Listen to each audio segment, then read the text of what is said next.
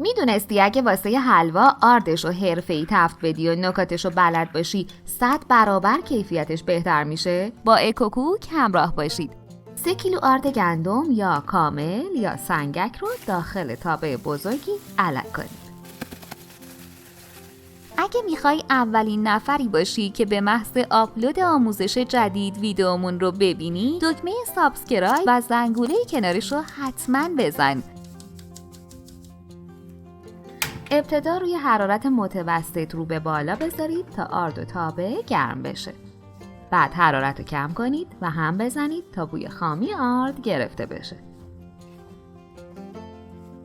مدام هم بزنید تا آرد نسوزه، چون آرد سوخته طعم حلوا رو بد میکنه.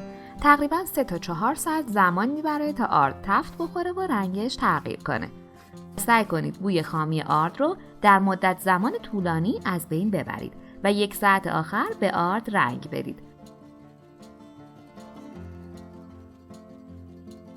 مقداری از آرد رو داخل روغن مایع بریزید تا رنگ نهایی آرد رو بهتون نشون بده.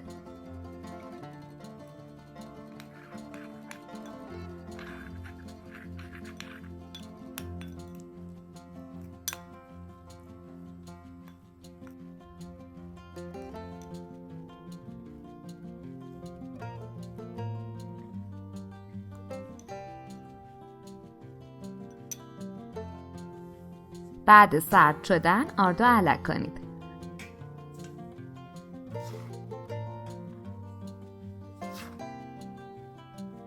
برای اینکه کانالمون رو گم نکنی و از آموزش‌های جدیدمون خبردار بشی، دکمه سابسکرایب و زنگوله کنارش رو حتما بزن.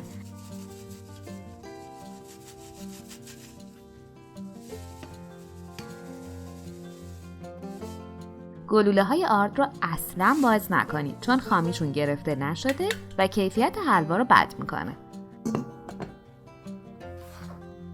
میتونید داخل فر با دمای 180 درجه سانتیگراد بذارید و هر 1 رو 20 دقیقه خارج کنید و هم بزنید تا کاملا تفت داده بشه و بوی خامی آرد گرفته بشه.